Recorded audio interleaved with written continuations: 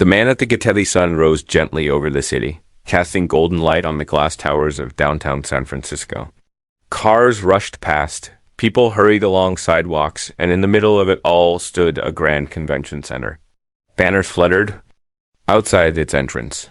They read, Tech for Humanity Summit, presented by Sundar Pichai. Inside. Workers rushed to prepare.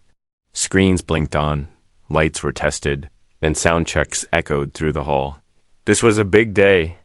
Leaders from all over the world had flown in. Everyone was waiting for one man. But outside, something unusual was happening. A middle-aged man in a gray hoodie walked slowly toward the main gate. He wore simple jeans, old sneakers, and carried no bags. He looked calm. His hands were in his pockets, and a soft smile rested on his face. No one recognized him, as he reached the gate. A large security guard stepped forward. Sorry, sir. This is a restricted area. The man paused. He glanced at the guard's name tag. It read Mason. I understand, the man said kindly. But I need to get inside. Mason raised a hand. Sir, I've been told not to let anyone in without a badge. The man nodded. I left it at home, but this is my event. Mason didn't smile. Sir, everyone says that. Even last week a guy came with a fake press pass. Please step back. A few people nearby stared, whispering. The man took a breath. He didn't argue. He didn't yell. He just stood there, looking at the building he had rented, filled with people waiting to hear him speak. A child walked by and looked up at him, then whispered to her mother, Isn't that the Google guy? The mother squinted, then shook her head. No, honey. Sundar Pichai would never walk around like that. He'd have security. The man looked down at his shoes and smiled. Inside the hall, organizers began to panic. Sundar hadn't arrived. They called his assistant. She checked her phone and said, He left early this morning. He should be there by now. Outside, Sundar still stood patiently. Mason looked annoyed. Look, sir, if you don't move, I'll have to call someone. Please do, Sundar replied. Gently, Mason picked up his radio. Security. I have a situation at Gate 3. Man claims he's the host of this event. A voice crackled back. Description? Indian male, maybe mid-50s, casual clothes. No badge. A pause. Then the voice came again. Hold him there. We'll send someone. Mason nodded and kept a close eye on Sundar. Sundar didn't say anything. He just looked up at the banner with his own name on it. He chuckled softly. People passed him, staring. A few snapped pictures. One woman came closer and asked, Are you Sundar Pichai? He smiled. Yes. She laughed. No, really. Who are you? He didn't answer. The woman walked away, confused. 15 minutes passed. Sundar stood still. Then a man in a suit came running from inside. His name was Aaron, one of the junior organizers. He looked panicked. He saw Sundar and froze. Oh my God, he whispered. Mason noticed. You know this guy? Aaron's mouth dropped open. That's Sundar. That's Sundar Pichai. Mason blinked. What? Aaron rushed forward. Mr. Pichai, I am so sorry. We've been waiting. Why didn't you call someone? I left my phone at home, Sundar said, calmly. Mason's single quotes, eyes widened. His face went pale. He stepped back. I didn't know. I'm so sorry, sir. Sundar looked at him.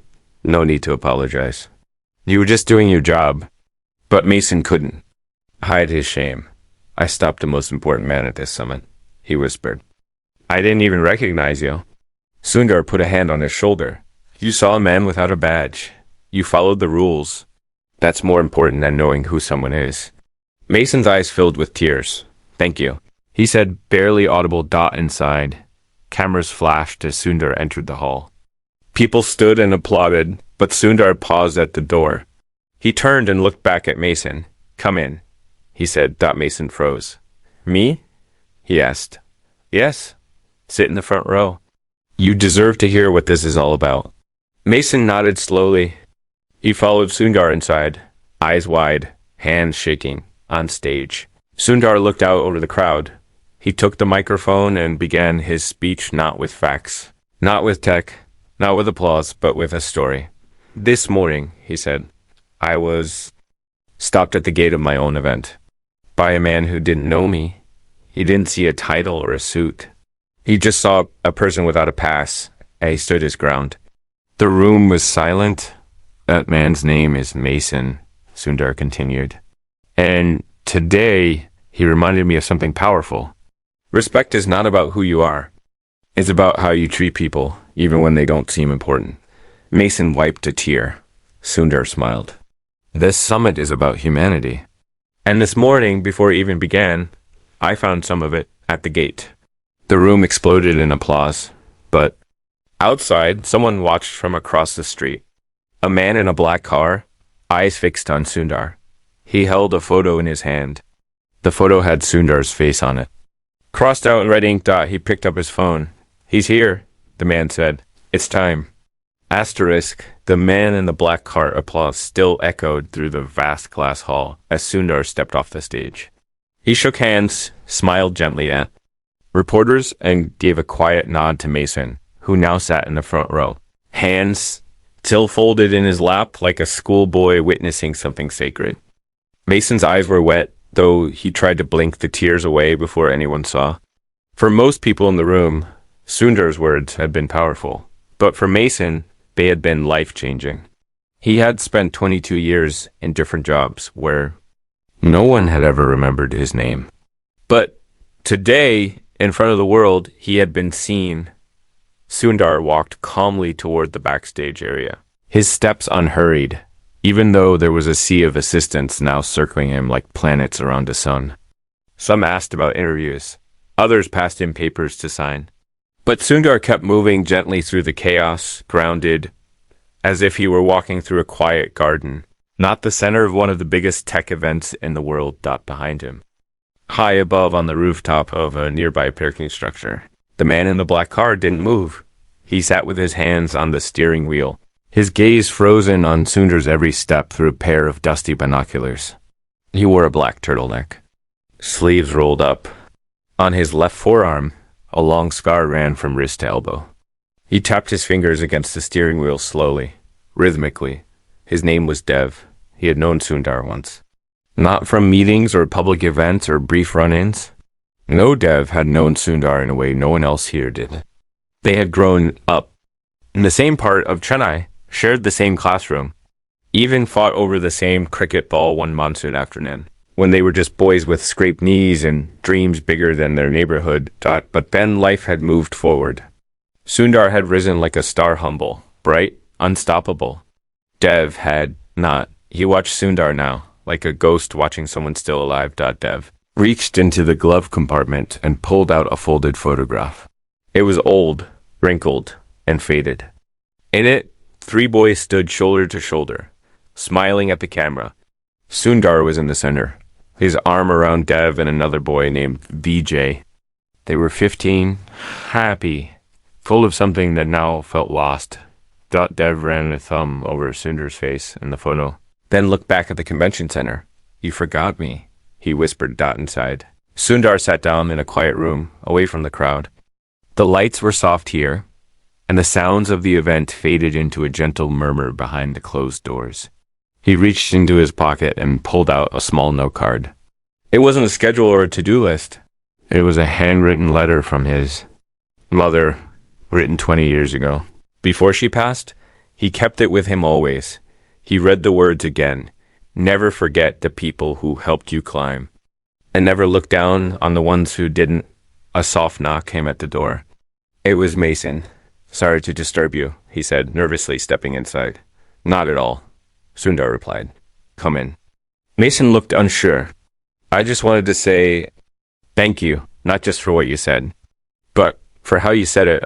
I've worked events like this before, but today felt different. Sundar nodded slowly. You reminded me of something this morning. The gate is not just a barrier. It's a mirror. It shows us who we are when we think no one is watching. Mason swallowed hard, then smiled. I don't think I'll ever forget this day.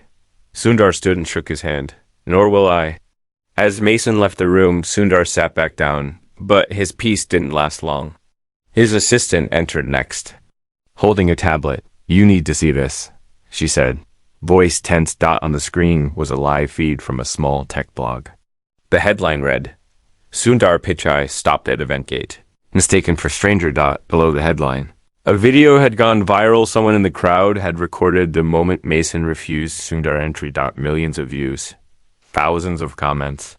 Most were kind, but some weren't sure he's humble. Now what's the angle? Why didn't he just call someone? Feels staged. This is a publicity stunt. Classic tech billionaire move. Sundar closed the tablet gently. Let them say what they want. He said. But deep down, it stirred something. Asterisk, it wasn't the criticism. It was the assumption. The world had stopped believing in real gestures. Everything now was expected to be polished, controlled, manipulated. People had forgotten how to trust quiet moments. Sundar stood and walked toward the window. From here, he could see the street. People still moved like ants between buildings. He saw the same gate where he'd been stopped just hours ago. It felt like another lifetime already. His eyes drifted up toward the rooftop of the parking structure nearby. Asterisk. He didn't know why, but something about it caught his attention. A flicker, a shape, or maybe just a feeling. On the rooftop, Dev realized Sundar had turned his head in his direction. He froze. Ben. Without thinking, Dev opened the car door and stepped out. The wind was strong up here. It tugged at his coat and sent dust spiraling into the air. He stepped to the edge and looked. Down. Too far for Sundar to recognize him clearly, but not too far to feel something stir. They stood like that. Dev on the rooftop, Sundar behind the glass, separated by space, time, choices, and silence. Dev spoke into the wind. "You forgot me," he said again, "but I didn't forget you." Then he turned and walked back to his car, but he left something behind. A small envelope placed carefully on the concrete edge. It fluttered once in the breeze, then stayed still. Inside, it was a single note written in shaky handwriting. "You became the world's man. I stayed the forgotten one. But I'm not done yet." Back inside, Sundar's assistant returned. "One more thing," she said. "There's someone downstairs asking to see you. Says he's an old friend." "What's his name?" Sundar asked. He didn't give one. Just said, "He's the boy you once beat in cricket." During the rains, Sundar's heart stopped for half a second. He looked at her. "Bring him up." She nodded and walked out. Sundar turned back to the window. But the rooftop was empty now. His past had come back. And it had a message. Asterisk, old shadows, new question shame moment. Sundar heard the name. The boy you once beat in cricket. During the rains, his mind split into two timelines. One was present, filled with polished stages, filtered lenses, carefully written speeches. But the other timeline, hidden in dust covered, opened like a window to a forgotten world. He was back in Chennai, standing barefoot on a cracked cement courtyard, with thunderclouds overhead, red mud squelching underfoot, holding a chipped wooden bat and laughing with the kind of wild joy that adults seem to lose forever. In that memory, the boy he beat, Dev, had been the fastest bowler on their street. Angry, brilliant, and unpredictable, even at age 15. Now, 30 years later. That same boy was downstairs, asking to see him. Sundar's breath slowed as he waited. He didn't know if he felt fear or curiosity, maybe both. He tried to imagine Dev's face, now aged, shaped by years, choices, maybe regrets. Would he smile? Would he still have that fire in his eyes? What would he say after all this time? The door opened slowly. His assistant stepped in, her face uncertain. Behind her walked a man whose presence filled the room before his footsteps. He wore no suit, no badge, no fancy shoes.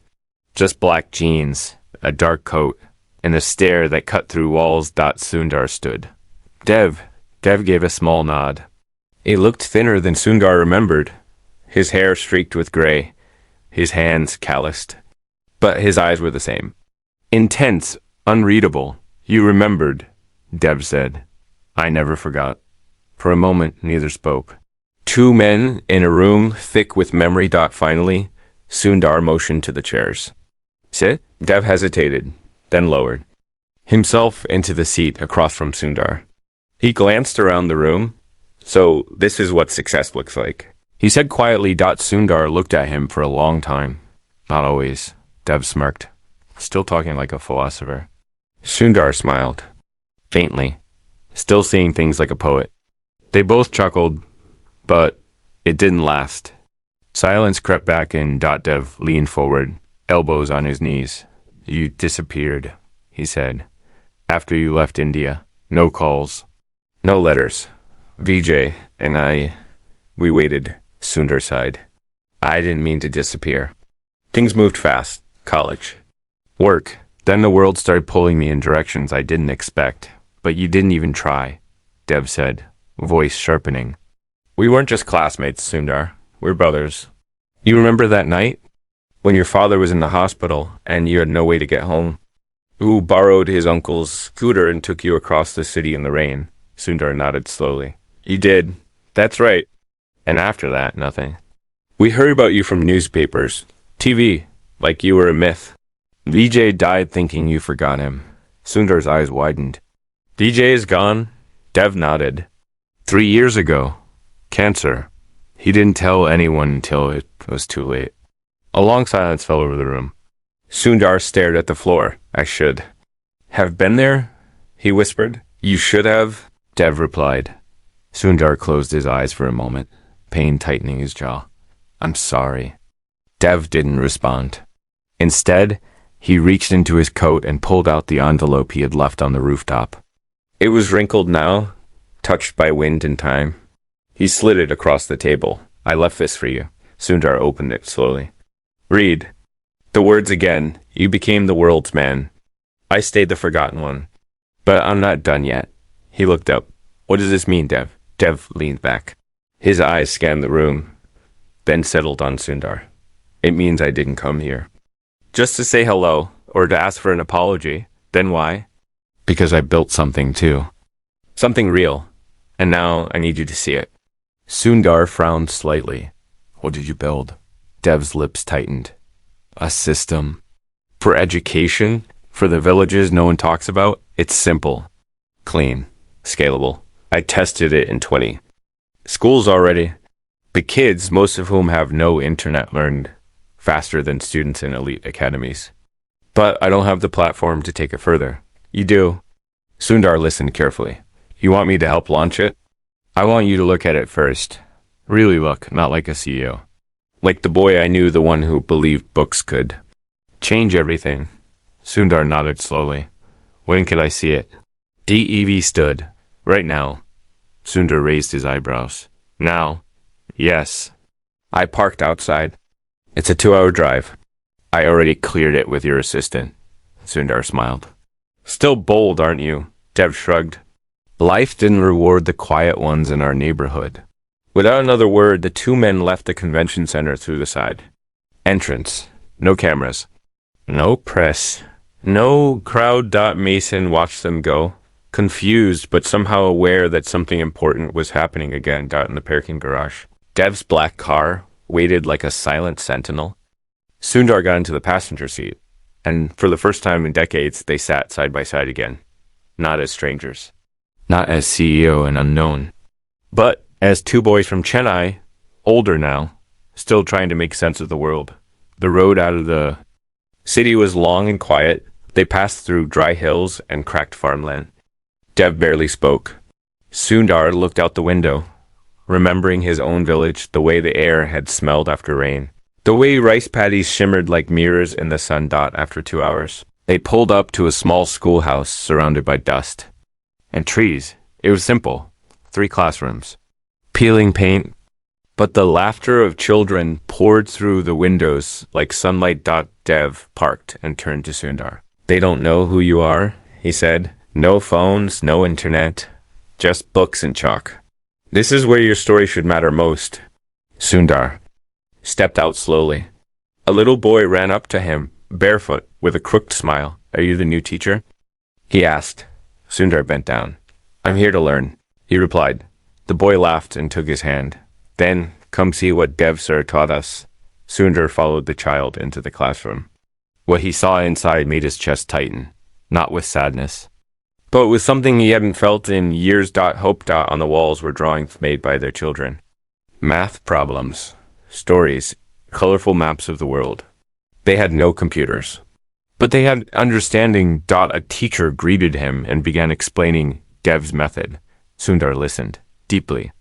No screens, no distractions, just connection, rhythm, memory, and storytelling. Children took turns teaching one another.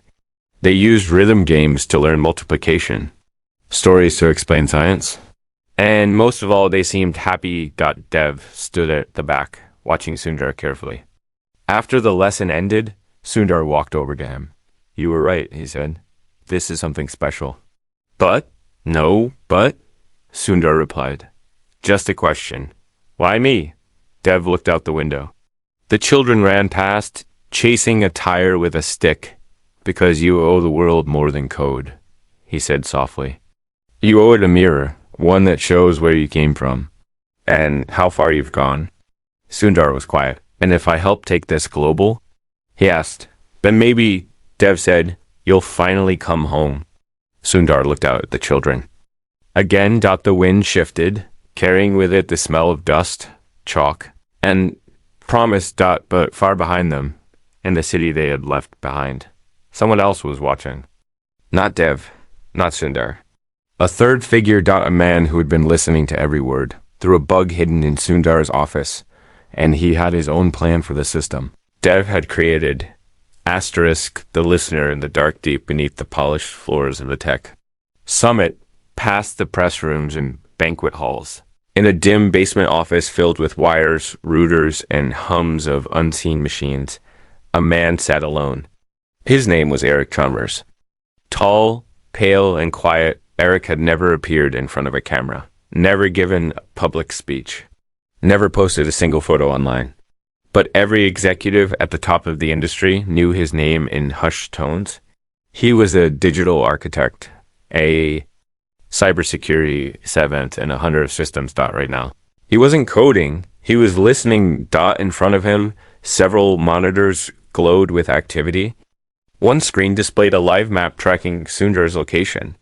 Another showed live transcription from the hidden microphone that had been slipped into the side panel of Sundar's office chair. The audio streamed in clean. Every word from Sundar and Dev's conversation at the school was crystal clear. Asterisk. As the children laughed and Dev's voice explained the simple brilliance of his system, Eric leaned closer. "A framework built without Wi-Fi?" he murmured. "Off-grid logic. Memory-driven progression? Human-first design." He paused the audio and rewound the last minute, letting the words play again. He listened not just for meaning, but for weakness. Eric didn't work for a government. He didn't need to. Years ago, he built a private network that mined patterns from unprotected channels, gathering silent intelligence about global movements in education, health, infrastructure, and innovation. But his true goal was simple: acquire and control systems before the world knew they were valuable. He leaned back in his chair. "You created something beautiful, Dev," he said to the screen. "And now it's mine." He typed a few commands. A side panel opened camera footage from the school Dev had taken Sundar to. He zoomed in on the classroom windows, capturing the children, their chalkboards, their games. So pure. Whispered. So vulnerable. But Eric wasn't the only one watching. Across the globe, in a small apartment in Singapore, a young woman named Rima tracked a strange signal pattern. Rima was a data analyst, barely 25, freelance, and unpaid but brilliant. She specialized in anomaly detection when code behaved unlike it should. Today, while running a filter for potential misinformation bots, she had discovered something strange: an unauthorized audio stream pinging back from a secure location in San Francisco. At first, she thought it was just static. But when she decrypted, as she heard voices. As she heard Sundar Pichai's name, she sat up straight. "What in the world? ... She listened carefully. The voices weren't public. They were raw, private, clearly recorded without consent. Rima's fingers flew over the keys. She began tracing the signal. A pattern of IP jumps, high-level cloaking. Someone powerful was behind this. Someone careful. She whispered, "You're spying on Sundar Pichai?" She took a screenshot of the signal map and saved a copy offline. She knew this was dangerous, but something in her gut told her she was on to something big dot, very big dot back in the village school. Sundar and Dev sat beneath a tree outside the building. The sun had begun to set, casting long shadows across the dust. The children were gone now, walking home in small groups. The air was cooler, quieter. Sundar leaned forward, elbows on his knees. "How long have you been building this?" he asked. Dev looked up at the sky. "Almost 6 years. After Vijay died, I felt like something had to change. I couldn't save him, but maybe I could save someone else. Maybe a child, maybe 100.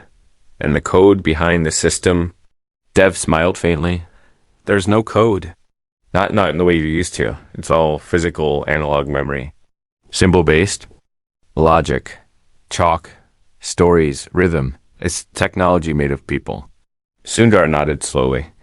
"You built something no one can hack?" Dev's smile faded. "Or so I thought." Sundar turned to him, frowning. "What do you mean?"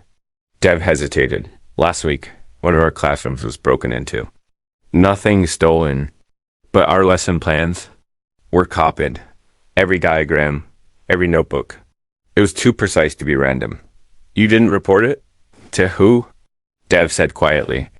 "They barely understand what we're doing here. To them, we're just a school in the dust." Sundar sat back. Something clicked in his mind. A sharp, cold edge of realization that someone knew about Dev's system. Someone who didn't want it to stay small. He stood. "We need to leave." Dev raised an eyebrow. "Now?" "Yes. And bring everything you've built. Your plans. Your notes. Whatever is not already in someone else's hands." They returned to the school. Dev unlocked a metal cabinet in the back room. Inside were stacks of papers, drawings, audio tapes recorded by their students, and a single red notebook worn, filled with ink smudges and corrections. "This is it," Dev said. "The whole thing?" They packed everything into a single bag as they left the building. The wind picked up again. Behind them, hidden in the tall grass, a small drone rose silently into the sky and followed them miles away in his dark room. Eric smiled as the drone's feed lit up his screen.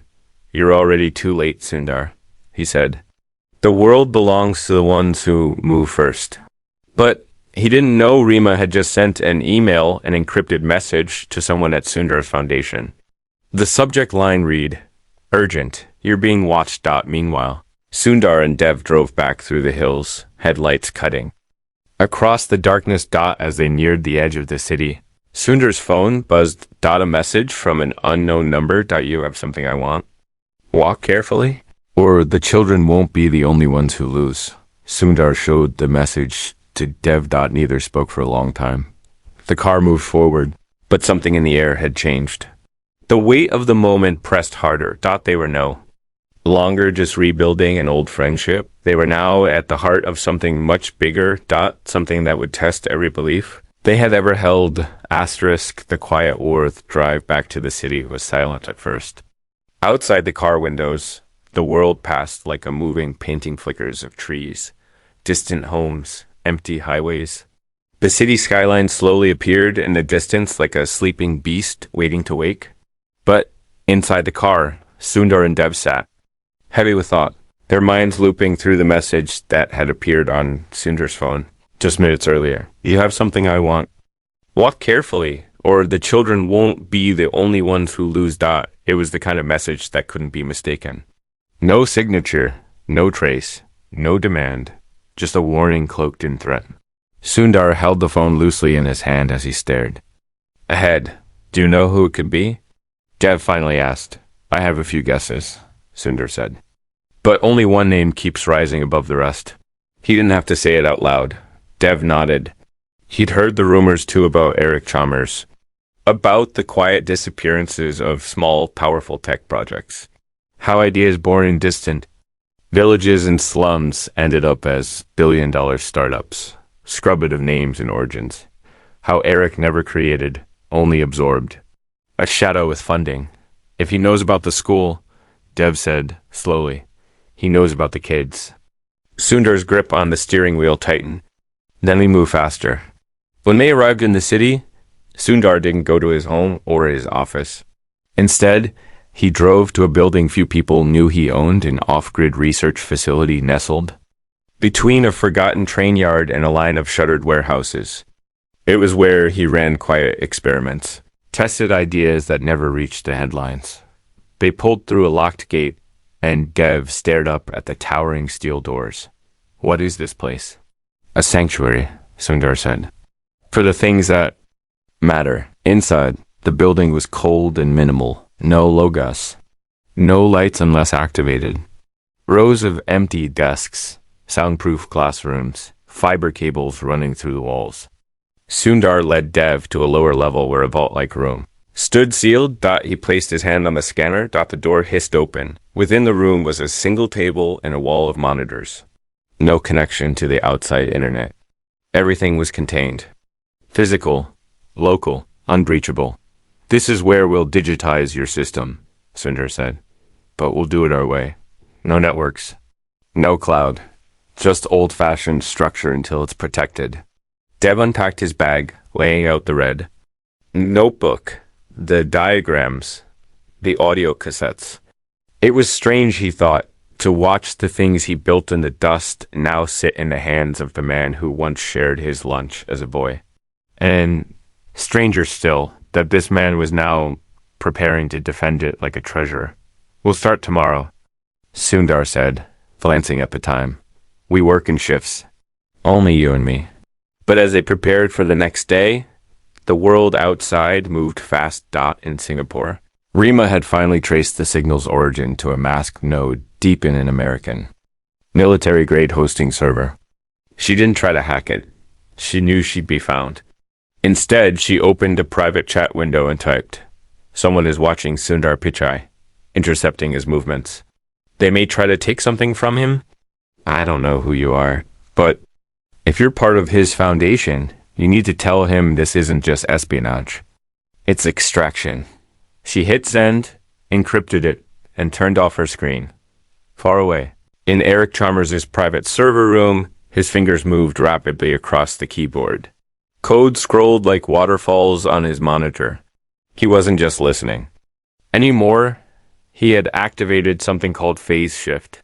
It was a high-level protocol designed to replicate and simulate real-world systems based on audio and image data. Every chalkboard Dev students had drawn on. Every word they'd spoken. Every rhythm they used to learn numbers and science, he had been capturing it all. Building a digital twin of their program. And now, he had fed it into an AI model of his own. We'll give it a name, he said. To himself, rebrand it, gamify it, build an app. Then we flood the market. He smiled without warmth. In 6 months, no one will even remember where the idea came from. But as he leaned back in his chair, a small red notification blinked at the top of his screen. An alert. Someone was poking the edges of his firewalls. He sat upright. Who is this? He traced the anomaly. It was coming from Southeast Asia. Singapore. He began counter-tracing, rerouting, isolating the signal. But then everything stopped.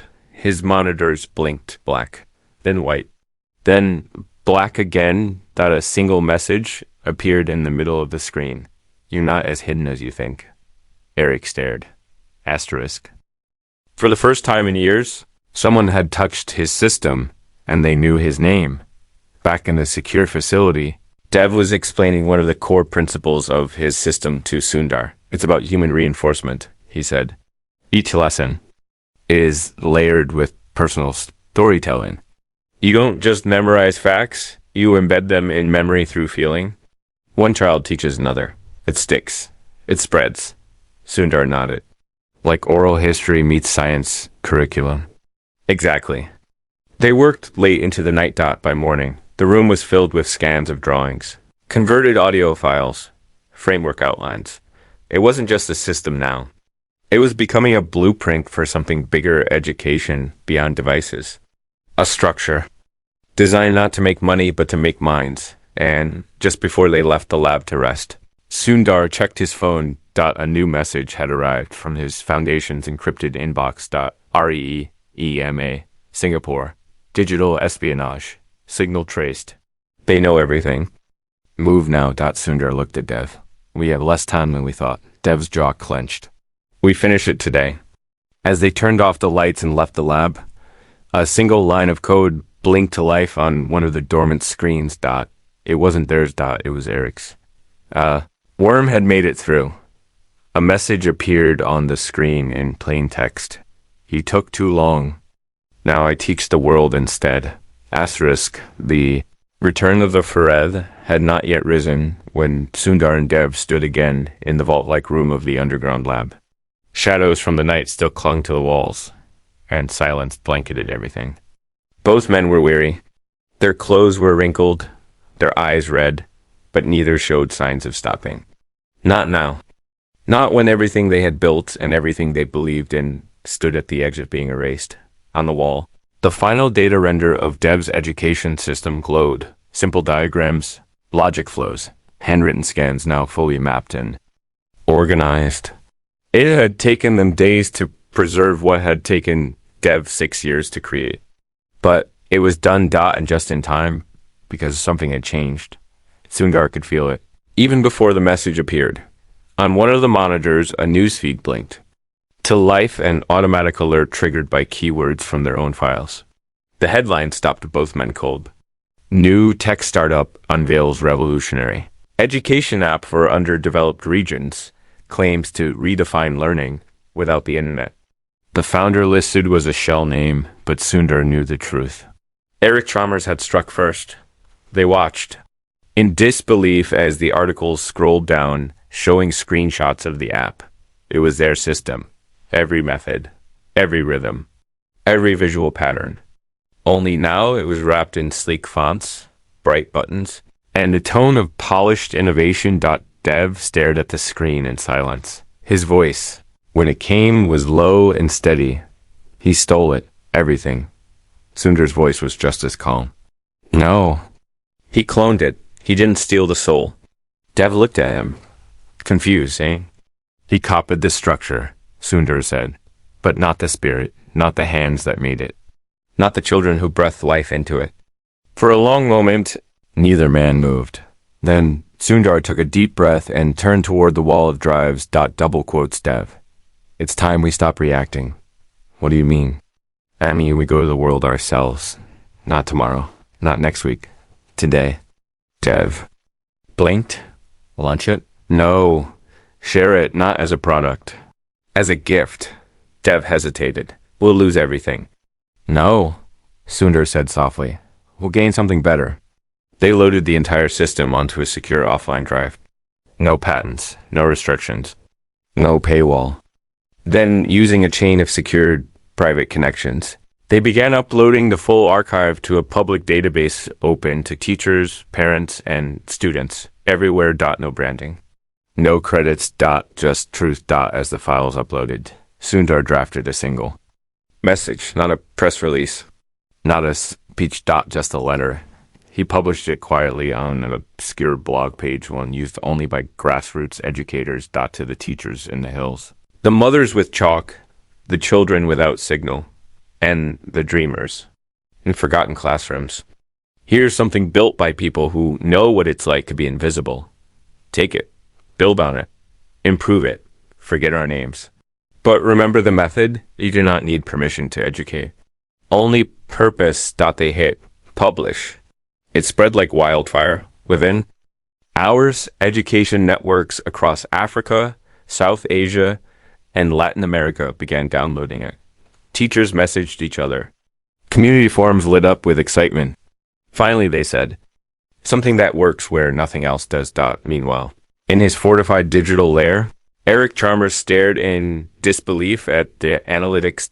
Downloads of his app were crashing. A different version of the same system was spreading. Faster, freer, without ads, without cost. His team scrambled. They didn't monetize it. One analyst said they released it as open source. Another added, they gave it away. Someone whispered. Eric stood in the middle of the room, eyes burning. Then we'll Bury it, he growled. We'll flood the web with noise. We'll say they stole it from us. But it was already too late, because Sundar and Dev hadn't fought with code. They'd fought with humility, with authenticity. And the world was hungry for that. Sundar didn't return to the tech summit. He didn't call a press conference. Instead, he and Dev flew to a small town in southern India, where a teacher had already begun adapting their system into a songbook for blind students. They sat on the floor of a tiny classroom and listened as children sang math equations to the beat of their palms. This is what it was meant for, Dev said quietly. Sundar smiled. Not the stage, not the spotlight. This. Back in San Francisco, Mason stood at the same gate where he had once stopped Sundar. The summit was over now.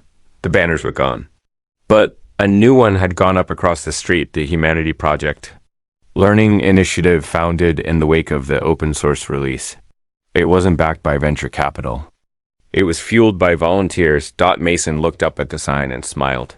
A man walked past him. Looking at the building, heard Sundar Pichai is behind this, the man said. Think that's true? Mason nodded slowly. Yeah, he said.